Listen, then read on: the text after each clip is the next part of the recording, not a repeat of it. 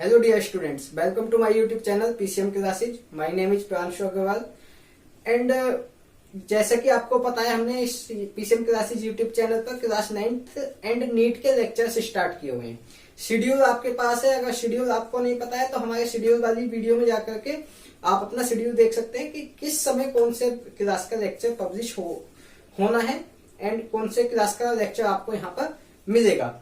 ठीक है स्टूडेंट्स, सो 2 क्लासेज का हमने यहाँ पे स्टार्ट किया हुआ है। आज हमारा टर्न है क्लास 9th की फिजिक्स हमने स्टार्ट की हुई है। क्लास 9th का लेक्चर 2 आज मैं आपके लिए लेकर के आया हूँ। तो क्लास 9th हम कवर करते हैं, लेक्चर 2 हमारा यहाँ पर स्टार्ट होने वाला है। लेक्चर 2 क्लास 9th है ना। सो स्टूडेंट्स, पिछले लेक्चर में हमने मोशन के बारे में काफी कुछ इंट्रोडक्शन ले लिया था। मोशन कितने तरीके की होती है, uniform non uniform motion, motion क्या होती है एंड लगभग 30 मिनट्स का आपको वो लेक्चर मिल गया होगा। ठीक है, सो अब हम आगे का कंटिन्यू करते हैं। उससे पहले मैं आपको बता दूं, डिस्क्रिप्शन बॉक्स में एक पीडीएफ आपको दी गई है। पिछले लेक्चर के डिस्क्रिप्शन बॉक्स में भी आपको पीडीएफ दी गई थी जिसमें मैंने मोशन के रिवीजन नोट्स आपको प्रोवाइड कराए थे। आई होप आपने वो नोट्स डाउनलोड कर लिए होंगे। अगर आपको कोई प्रॉब्लम आई है तो आप मुझे नीचे आपको व्हाट्सएप नंबर विजिबल हो रहा होगा, आप उस व्हाट्सएप नंबर पर मुझे मैसेज कर सकते हैं कि सर नोट्स डाउनलोड नहीं हो पाए, सो मैं आपको प्रोवाइड करा दूंगा। अगर आपने अभी तक नोट्स को नहीं लिया है वहां से, तो वहां से आप डाउनलोड करके नोट्स को पढ़ सकते हैं, क्योंकि बहुत ही अच्छे क्विक रिवीजन नोट्स हैं। आप उनको पढ़ करके एकदम से अच्छे से रिवीजन कर सकते हैं। इस वीडियो के डिस्क्रिप्शन में आपको असाइनमेंट प्रोवाइड कराया गया है जिसमें हमने डिस्टेंस एंड डिस्प्लेसमेंट डिस्कस किया है। डिस्टेंस एंड डिस्प्लेसमेंट के क्वेश्चंस आपको प्रोवाइड कराए गए हैं वहां पर। बहुत अच्छे क्वेश्चंस हैं, आप अटेम्प्ट करेंगे तो बहुत अच्छा लगेगा आपको। और अगर कोई डाउट होता है तो आप मुझे कमेंट बॉक्स में वहां पूछ सकते हैं कि सर असाइनमेंट का ये वाला क्वेश्चन नहीं हुआ, मैं अपने नेक्स्ट लेक्चर में आपको वो वाला क्वेश्चन कवर अप करा दूंगा। ठीक है, सो आगे देखते हैं स्टूडेंट्स। अब आप अपना लेक्चर कंटिन्यू करते हैं। अच्छा, उससे पहले मैं बता दूं, जब भी आप हमारा असाइनमेंट को ओपन करने की कोशिश करेंगे वहां आपसे एक पासवर्ड पूछा जाएगा। पासवर्ड आपको तभी मिलेगा जब आप हमारी लगभग पूरी वीडियो देखेंगे। जब आप पूरी वीडियो देखेंगे तो कहीं ना कहीं पूरी वीडियो के ड्यूरेशन में आपको आपकी स्क्रीन पर पासवर्ड शो होगा। वो पासवर्ड 10 सेकंड के लिए शो होगा। आप उस पासवर्ड को अपने पास लिख करके रख सकते हैं एंड देन जब लेक्चर कंप्लीट हो जाए तो आप वीडियो के डिस्क्रिप्शन में जाकर के वो पासवर्ड एंटर करके हमारे पीडीएफ को डाउनलोड कर सकते हैं। क्लियर? सो आगे देखते हैं। अब हम कंटिन्यू करते हैं अपना आगे का लेक्चर। पिछले लेक्चर में हमने कवर किया था uniform motion and non uniform motion. इससे आगे अब हम कवर करेंगे क्वांटिटीज के बारे में। क्वांटिटी एक वर्ड आप जो बचपन से पढ़ते हुए आए हो, क्वांटिटी क्या होती है? क्वांटिटी ऐसी चीज जिसको हम मेजर कर सकते हैं, वो क्वांटिटी है ना। जो भी मेजर की जा सकती है दैट इज क्वांटिटी। क्वांटिटी का मतलब ही क्या है? 1 kg, 2 kg, 1 किलोमीटर, वो सब क्वांटिटी है।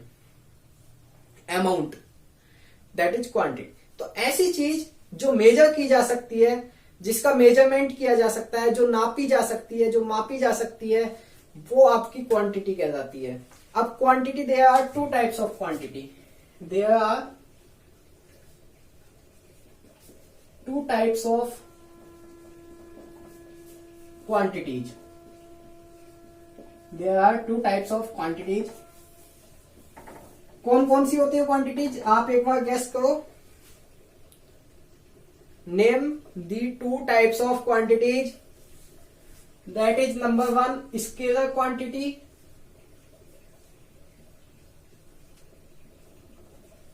and number 2 is vector quantity. Vector quantity. Clear? 2 तरीके की क्वांटिटीज होती हैं हमारी, scalar quantity and vector quantity. So अब आगे देखते हैं ये होती क्या है दोनों।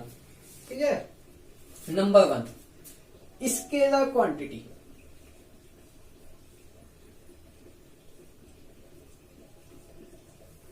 स्केलर क्वांटिटी में क्या होता है स्टूडेंट्स? हमें यहाँ पे मैग्नीट्यूड को तो पता होता है, मैग्नीट्यूड का पता होता है, बट डायरेक्शन का नहीं पता होता। अब यहाँ 2 वर्ड आ गए, मैग्नीट्यूड एंड डायरेक्शंस। सो अब सबसे पहले हमें इन दोनों को ही समझना है कि what is magnitude and what is direction. Magnitude क्या होता है और डायरेक्शन क्या होती है। सो देखते हैं what is magnitude and what is direction. So magnitude का मतलब होता है जैसे ही, अच्छा ये मैग्नीट्यूड बहुत आगे तक आपको परेशान कर सकता है, तो इसको बिल्कुल यहीं क्लियर करते चले, नहीं तो आगे जाकर के बहुत ज्यादा कंफ्यूजन हो जाता है। फिर देखते हैं मैग्नीट्यूड क्या होता है। मैग्नीट्यूड का मतलब होता है जो आपका न्यूमेरिक आंसर आया है, न्यूमेरिक वैल्यू या न्यूमेरिक आंसर, वो आपका मैग्नीट्यूड कहलाता है। मैग्नीट्यूड जैसे अभी हम डिस्टेंस एंड डिस्प्लेसमेंट कैलकुलेट करेंगे अभी थोड़ी देर बाद, तो वहां क्या होगा, वहां कुछ ऐसे आएगा। मान लो एग्जाम्पल मानो 12 किलोमीटर आपका आंसर आया, तो ये 12 किलोमीटर है ना, ये आपका मैग्नीट्यूड है। अगर मैं 12 किलोमीटर कह दूं टूवर्ड्स ईस्ट,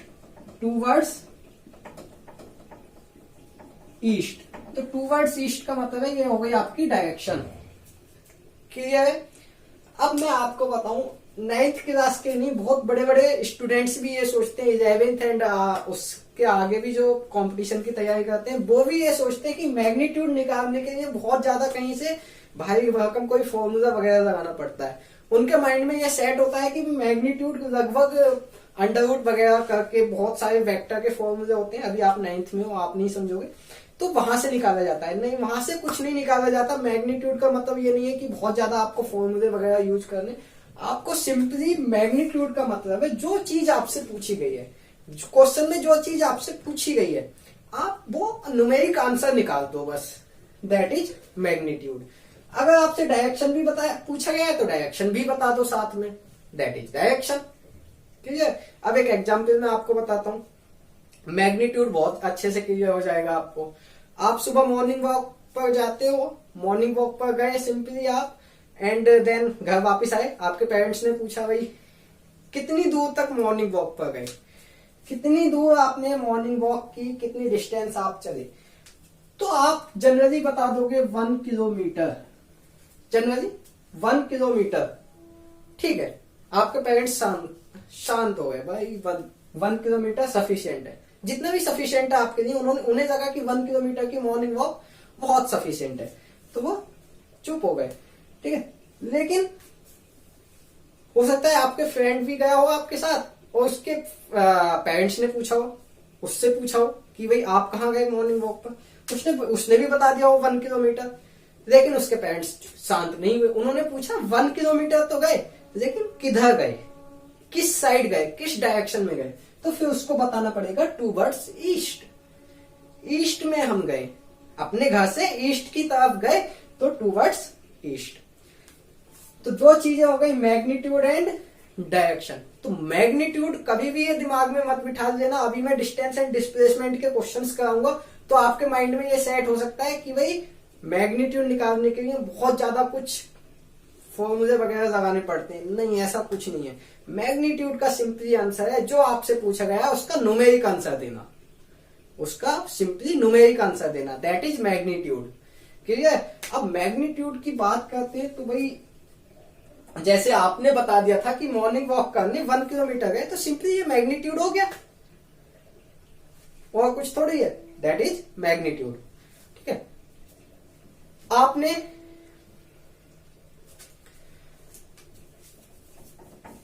कोई चीज लानी है, मानो 1 kg एप्पल लाने हैं, 1 kg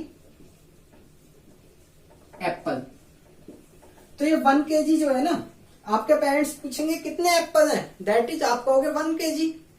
तो 1 kg का मतलब है, आपने क्या बता दिया, मैग्नीट्यूड। तो मैग्नीट्यूड बहुत इजी होता है, ऐसा कुछ नहीं है कि भाई मैग्नीट्यूड निकालने के लिए आपको बहुत ज्यादा कहीं से फॉर्मूले वगैरह लगाने पड़े। नहीं, जो आपका न्यूमेरिक आंसर है, माइंड सेट रखो, जो आपका न्यूमेरिक आंसर है वही आपका मैग्नीट्यूड होता है। मैग्नीट्यूड कुछ नहीं है, जो आपका न्यूमेरिक क्वेश्चन का न्यूमेरिक जो आंसर आएगा। आपके फादर ने आपसे पूछा कि भाई कितने एप्पल हैं, तो आपने कहा 1 kg, दैट इज ये आपका न्यूमेरिक आंसर है, और यही आपका मैग्नीट्यूड भी होगा। तो मैग्नीट्यूड और कुछ नहीं होता, सिंपली न्यूमेरिक आंसर होता है, ये आप याद रखो। आप अगर ये याद नहीं रखोगे तो मैग्नीट्यूड में आपको जनरली एक तो आपको ये लगने लगेगा कि मैग्नीट्यूड एक बहुत भाई मतलब बहुत डिफिकल्ट क्वांटिटी है, निकालना उसको कैलकुलेट करना बहुत डिफिकल्ट टास्क है, एंड आपको बहुत सारी प्रॉब्लम्स को फेस करना पड़ सकता है अगर आपने यहाँ पर मिसअंडरस्टैंडिंग की तो मैग्नीट्यूड के साथ। मैग्नीट्यूड में फिर बता रहा हूं, मैग्नीट्यूड को एक ही चीज समझो कि भाई मैग्नीट्यूड क्या है, magnitude is a numeric answer. जो आपसे पूछा गया है उसका न्यूमेरिक आंसर दे दो, वही उसका मैग्नीट्यूड है, और कुछ नहीं है मैग्नीट्यूड। क्लियर? सो अभी हम स्केलर और वेक्टर से मैग्नीट्यूड की तरफ आ गए, बट ये अच्छा है कि आपका मैग्नीट्यूड आई थिंक कि आपको क्लियर हो गया होगा कि मैग्नीट्यूड क्या होता है। ठीक है, सो अब देखते हैं स्केलर क्वांटिटी के बारे में। तो पहले डेफिनेशन कर लेते हैं, बाद में इसको समझेंगे। स्केलर क्वांटिटी क्या होती है? The quantities which requires only magnitude for their representation।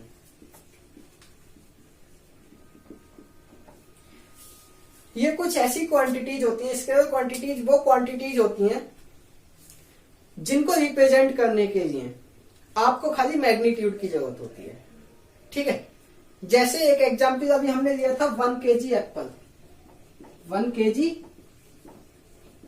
Apple, तो 1 kg एप्पल का मतलब है आप यहाँ खाली क्वांटिटी बताएंगे। आपसे जो भी पूछेगा कि भाई कितने एप्पल हैं, तो 1 kg एप्पल है। ठीक है, आप ये नहीं बताओगे कि कहां से लाए हो, कौन सी डायरेक्शन से लाए हो सकता है कोई पूछ ले, बट जनरली जो मैं बता रहा हूं, जनरली हम क्या बताएंगे, क्वांटिटी बताएंगे यहाँ पर। ठीक है, जनरली वैसे रेयर केस हर जगह होते हैं, हो सकता है कोई पूछ ले किस जगह से लाए हो, तो पर्टिकुलर आप कहोगे उस जगह से, तो वहां डायरेक्शन आ जाएगी, वहां क्या आ जाएगी, डायरेक्शन। लेकिन जनरली हम इस जगह डायरेक्शन नहीं बताते। ठीक है, आप क्या बताओगे, सिंपली 1 kg। तो ये जो 1 kg है ना, फिर ये हो गया आपका स्केलर क्वांटिटी। क्या हो गया, स्केलर क्वांटिटी। क्लियर है, दैट इज स्केलर क्वांटिटी। कोई प्रॉब्लम इसमें? तो ऐसी क्वांटिटीज जिनको रिप्रेजेंट करने के लिए खाली मैग्नीट्यूड यानी कि न्यूमेरिक आंसर की जरूरत होती है, दैट इज स्केलर क्वांटिटी। अब आप एग्जाम्पल मानो, जो मॉर्निंग वॉक वाला एग्जाम्पल था, आपने पेरेंट्स से बताया कि 1 किलोमीटर मॉर्निंग वॉक हुई है आज। ठीक है, 1 किलोमीटर हुई है। 1 किलोमीटर क्या हो गया, ये क्या है, मैग्नीट्यूड है, डायरेक्शन है? दिस इज मैग्नीट्यूड, ये आपका कहलाएगा मैग्नीट्यूड। आपके पेरेंट्स ने इससे आगे कुछ पूछा ही नहीं, तो फिर ये बन गई एक स्केलर क्वांटिटी। लेकिन आपके पेरेंट्स ने पूछ लिया कि भाई 1 किलोमीटर तो है, लेकिन किस डायरेक्शन में है? आप कहोगे 1 किलोमीटर है टूवर्ड्स ईस्ट, ईस्ट में गया मैं मॉर्निंग वॉक के लिए। तो ये हो जाएगी आपकी वेक्टर क्वांटिटी, जो सेकंड वाली है, क्योंकि यहां हमने डायरेक्शन भी बता दी। यहां क्या आ गई, डायरेक्शन। अब ये स्केलर नहीं बची, अब ये स्केलर नहीं बची, अब ये क्या हो गई, वेक्टर क्वांटिटी। क्लियर है? सो आई थिंक अब आपको स्केलर और वेक्टर में अंतर पता चल गया होगा। जहां आपको डायरेक्शन बताई जाती है वहां आपकी होती है वेक्टर क्वांटिटी, जहां आपको डायरेक्शन नहीं बताई जाती वहां आपकी होती है स्केलर क्वांटिटी। ठीक है, इसके कुछ एग्जाम्पल्स लिख लेते हैं। Examples number 1, distance. डिस्टेंस, अब आप कहोगे सर डिस्टेंस स्केलर क्वांटिटी कैसे हो सकता है? डिस्टेंस में अगर मैं डायरेक्शन जोड़ दूं, तो मैं कह दूं 1 किलोमीटर टूवर्ड्स ईस्ट, तो क्या होगा? तो फिर स्टूडेंट्स मैं आपको बता दूं, वो डिस्टेंस नहीं बचेगी, उसका नाम चेंज करके फिजिक्स में कर दिया जाता है डिस्प्लेसमेंट। जहां आप डिस्टेंस के साथ डायरेक्शन लगा देते हो, जहां आप डिस्टेंस के साथ डायरेक्शन लगा देते हो उसको बोलते हैं डिस्प्लेसमेंट। तो distance is a scalar quantity. ठीक है, जो आपने आंसर दिया था ना 1 किलोमीटर अपने पेरेंट्स को, वो होगा डिस्टेंस। और अगर आपने आंसर दिया है 1 किलोमीटर टूवर्ड्स ईस्ट या टूवर्ड्स वेस्ट, तो वो आपका फिर डिस्टेंस नहीं कहलाएगा, वो कहलाएगा डिस्प्लेसमेंट। ठीक है, वो बन जाता है वेक्टर। तो अभी आप डिस्टेंस, स्केलर क्वांटिटी है डिस्टेंस, मास। अब मास क्या होता है, मास भी समझ लेते हैं। मास एक तरीके का, वैसे अभी इस वाले चैप्टर में नहीं है, ग्रेविटी वाले चैप्टर में मास और वेट पढ़ेंगे। आप अभी जनरली ऐसा मान लीजिए कि मास हमारा वेट के तरह ही होता है, जैसा वेट है वैसा ही मास होता है। थोड़ा बहुत डिफरेंस है, थोड़ा बहुत नहीं बहुत डिफरेंस है, लेकिन अगर हम फिजिकल एनालॉजी देखें तो मास और वेट लगभग एक तरीके के हैं। ठीक है, तो अभी आप मास को वेट मान लो थोड़े दिन के लिए। जब हम ग्रेविटी वाले चैप्टर पर पहुंचेंगे तो वहां डिस्कस करेंगे कि मास और वेट में क्या डिफरेंस है। अभी हम डिस्कस करने में लग गए तो हम टॉपिक से अलग चले जाएंगे थोड़ा सा। तो मास, स्पीड, जो आप स्पीड मेजर करते हैं अपने व्हीकल्स में, वो सब क्या है, स्केलर क्वांटिटीज है, एक्सेट्रा। आगे बहुत सारी स्केलर क्वांटिटीज है, ये मैंने 3 एग्जाम्पल आपको लिखवा दिए हैं। अब नंबर 2 आता है आपका vector quantity. Vector quantity, vector quantity क्या होती है, इतना सारा मैं बता चुका हूं आपको इसके बारे में, वेक्टर के बारे में। अब आपको गैस कर सकते हो आपकी वेक्टर क्वांटिटी क्या होती है। डेफिनेशन में लिख रहा हूं, एक बार समझने की कोशिश कीजिए। और अगर आपको वेक्टर समझ आ गया वेक्टर क्या है, तो आप वीडियो को पॉज करके अपने आप लिखिए डेफिनेशन एंड देन मैच कीजिए। ठीक है, ये क्या होती है, the quantities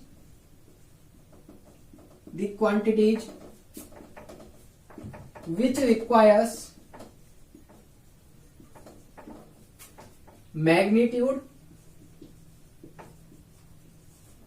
as well as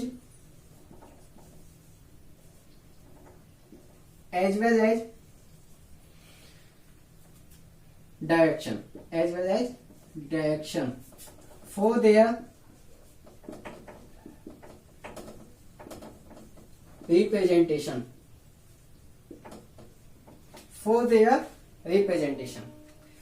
आपने भी यही गैस की होगी मुझे लगता है। डेफिनेशन देखते हैं क्या है डेफिनेशन में। इसमें बताया गया है ऐसी क्वांटिटीज जिनको रिप्रेजेंट करने के लिए मैग्नीट्यूड एंड डायरेक्शन दोनों की ही रिक्वायरमेंट होती है। Magnitude as well as direction दोनों की ही रिक्वायरमेंट होती है, उसको हम बोलते हैं वेक्टर क्वांटिटी।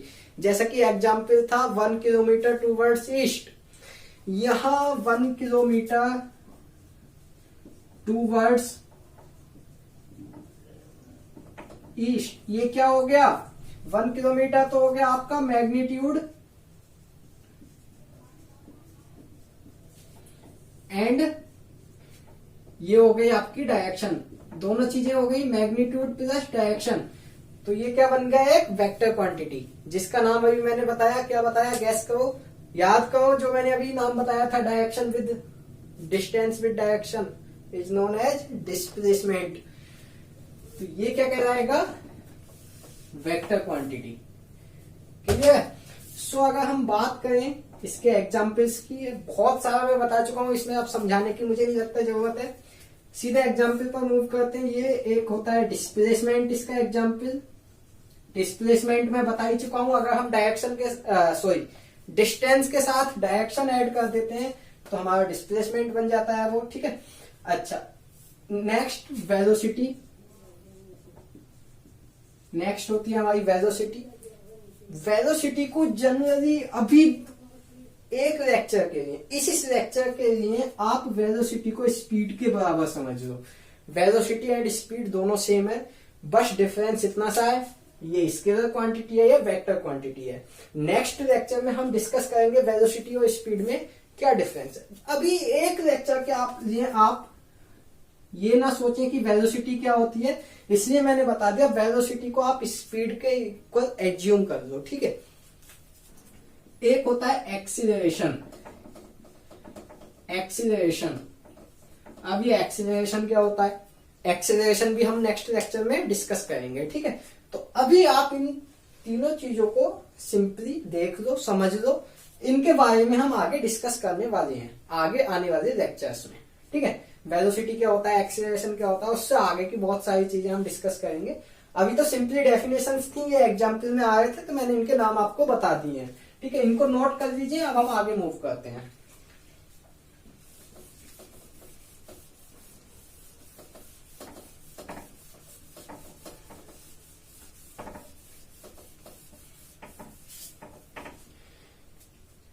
तो आगे अब देखते हैं भाई, स्केलर और वेक्टर हमने पढ़ लिया है। अब दोनों के बारे में थोड़ा सा और डीप स्टडी करते हैं।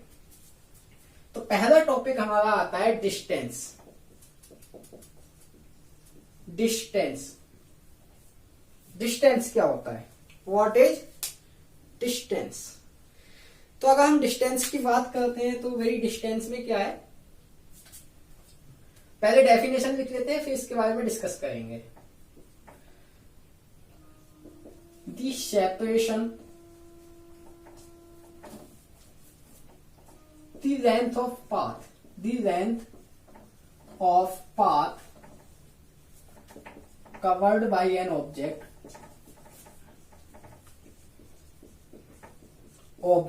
from final position, initial to final position, is known as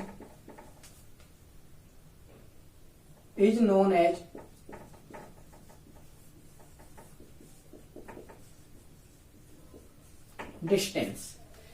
अब इसमें क्या है, पाथ, लेंथ ऑफ पाथ। आप कहीं घूमने गए, मानो एक प्लेस पर आप खड़े हैं, अभी एक प्लेस छोड़ो, आप अपने घर पर खड़े हैं, आप अपने घर पर खड़े हैं, आपको जाना है मार्केट।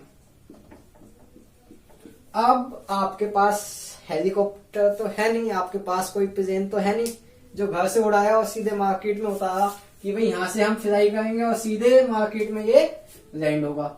नहीं, आपके पास है, हो सकता है, लेकिन आप उसका यूज मार्केट जाने में थोड़ी करोगे।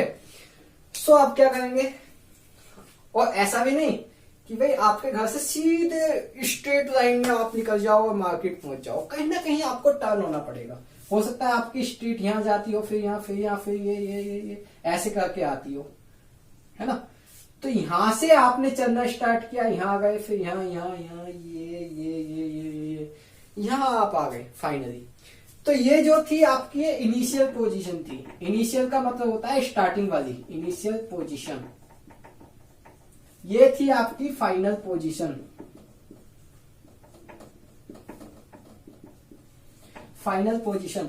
तो आपने जो total distance cover, total length, total path cover किया, यहां से यहां से यहां, मैंने माना 1 किलोमीटर आपने कवर किया।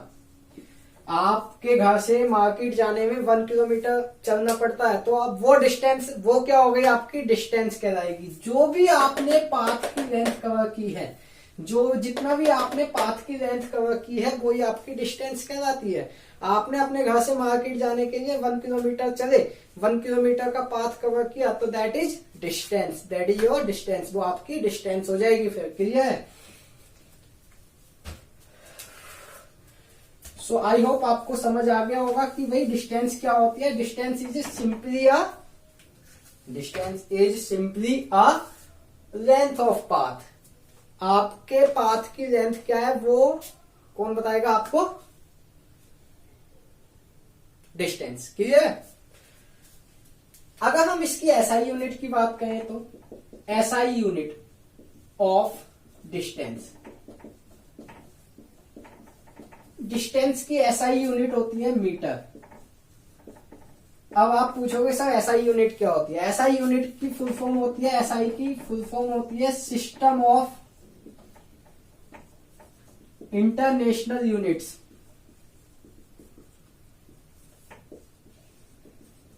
इसका मतलब क्या होता है, जैसे अभी आप अपने यहाँ जनरली किलोमीटर में मेजर किया जाता है डिस्टेंस को। ज्यादा बड़ी डिस्टेंस है तो किलोमीटर में, उससे छोटी डिस्टेंस है तो मीटर में, उससे भी छोटी डिस्टेंस है तो सेंटीमीटर में, और उससे भी कम डिस्टेंस है तो फिर मिलीमीटर में हम मेजर करते हैं। ठीक है।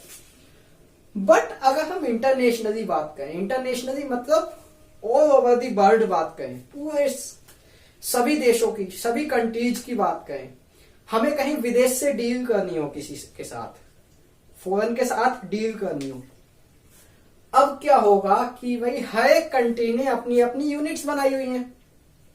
यूएस ने अलग बनाई हुई है और बाकी कंट्रीज ने अलग बनाई हुई है। तो उसमें क्या दिक्कत आएगी कि भाई मान लो अमेरिका की जो एसआई यूनिट्स है, अमेरिका की जो अपनी यूनिट्स बनाई हुई है, वो तो हम नहीं पढ़ रहे, तो हम अमेरिका वाले बंदे के साथ डील नहीं कर सकते फिर। तो उसके लिए फिर इंटरनेशनली कमेटी बैठी और वहां एक इंटरनेशनल यूनिट्स बनाई गई जिसका नाम दिया गया इंटरनेशनल यूनिट्स। ठीक है, अगर हमें इंटरनेशनली कहीं डील करना है तो फिर हमें इंटरनेशनल यूनिट्स पर बात करनी पड़ेगी, क्योंकि ये इंटरनेशनल यूनिट्स ऐसी यूनिट्स हैं जो हर एक कंट्री में आपको पढ़ाई जाएंगी। ठीक है, अपने देश का हाल अपने देश को पता होता है, अपने आप को पता होता है। हमें नहीं पता अमेरिका में कौन सी यूनिट्स पढ़ाई जाती हैं।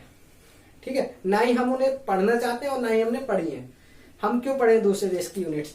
तो यही ध्यान में रखते हुए एक ऐसा सिस्टम बनाया गया कि भाई पूरे सभी देशों को जो आपस में जोड़े रखेंगी वो है इंटरनेशनल यूनिट्स। तो कहीं भी अगर हम डिस्टेंस को मेजर करते हैं तो हम बात करते हैं मीटर की। क्लियर है? अलग अलग कंट्रीज है, कहीं इसको मील में भी मेजर किया जाता है, कहीं इसको फुट में भी मेजर किया जाता है, कहीं इसको सेंटीमीटर में भी, कहीं इसको किलोमीटर में भी एंड मिलीमीटर में भी मेजर कर सकते हैं। बट जो इंटरनेशनली एक्सेप्टेबल होगा, अगर आप इंटरनेशनली कहीं डील करेंगे तो आपको फिर डिस्टेंस मीटर में रखनी पड़ेगी। ठीक है, अगर मैं इसकी बात करूं तो ये एक स्केलर क्वांटिटी है, स्केलर क्वांटिटी है, it is a scalar quantity, scalar quantity. ठीक है, कोई भी क्वांटिटी हम पढ़ेंगे तो वहां दो चीजें जरूर देखेंगे, एक तो उसकी एसआई यूनिट एंड देन उसकी वेक्टर है या स्केलर है। ठीक है, ये दो चीजें बहुत इंपॉर्टेंट है, आपको 1 मार्क्स को क्वेश्चन में जरूर मिलेंगे कि भाई ये स्केलर क्वांटिटी है, वेक्टर क्वांटिटी है, या इसकी एसआई यूनिट पूछ लेंगे। ठीक है, सो ये क्लियर हुआ आपको। सेकंड इसके बाद आपका आता है डिस्प्लेसमेंट। डिस्प्लेसमेंट, अब बात आती है डिस्प्लेसमेंट क्या होता है, देखते हैं। दी मिनिमम पाथ लेंथ या मिनिमम सेपरेशन कह सकते हैं हम, minimum separation between initial and final position of the object, final position of the object is known as displacement, is known as displacement।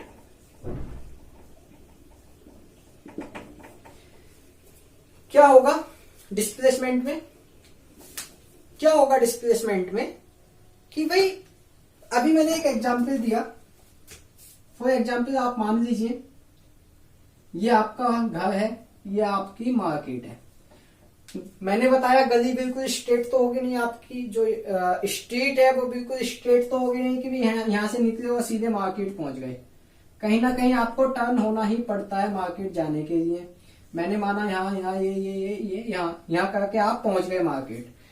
ठीक है, तो आपने ये बहुत सारे टर्न लिए और मुझे लगता है इन टर्न्स की वजह से आपको बहुत ज्यादा डिस्टेंस कवर करनी पड़ी, बहुत ज्यादा, लॉट ऑफ डिस्टेंस। बट अगर क्या हो कि यहां से आपके घर से वो सीधे ही एक स्ट्रीट बना दी जाए, बिल्कुल स्ट्रेट स्ट्रीट बना दी जाए, सीधे गली, यहां से घर से निकलो सीधे मार्केट, तो क्या होगा? तो आपको सबसे कम डिस्टेंस में कवर करनी पड़ेगी, है ना भाई। मार्केट जाने के लिए अगर आपके यहां से सीधा रोड है, कहीं आपको टर्न नहीं करना, तो वहां सबसे कम डिस्टेंस आपको कवर करनी पड़ेगी, उससे कम डिस्टेंस हो ही नहीं सकती।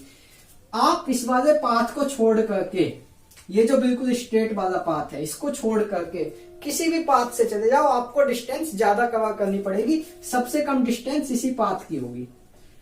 ठीक है, तो जो सबसे कम डिस्टेंस होती है किन्हीं भी 2 पॉइंट्स की, जैसे होम और मार्केट, ये आपका इनिशियल है और ये आपका फाइनल है। इनिशियल एंड फाइनल, तो क्या होगा भाई, जो इनिशियल और फाइनल के बीच की सबसे कम डिस्टेंस होगी, the minimum distance between initial and final point, इन दोनों के बीच की जो सबसे कम डिस्टेंस होगी उसी को हम डिस्प्लेसमेंट बोलते हैं। हमें उससे मतलब नहीं है कि हमारा पाथ है या नहीं है, हम जा सकते हैं या नहीं जा सकते, नहीं।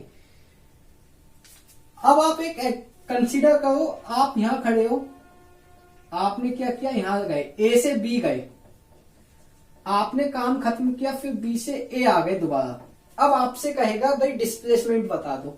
तो डिस्प्लेसमेंट का मतलब ये है फिर बच्चे कि आप ए पर खड़े थे और लोड फेंक के ए पर ही आ गए। डिस्प्लेसमेंट का मतलब है यहां डिस्प्लेसमेंट आपने 0 किया है, क्योंकि आपकी जो इनिशियल पोजीशन थी और फाइनल पोजीशन जो आप लोड करके आ गए, यहाँ इनिशियल और फाइनल पोजीशन सेम हो गई आपकी, तो यहाँ डिस्प्लेसमेंट फिर 0 हो जाएगा।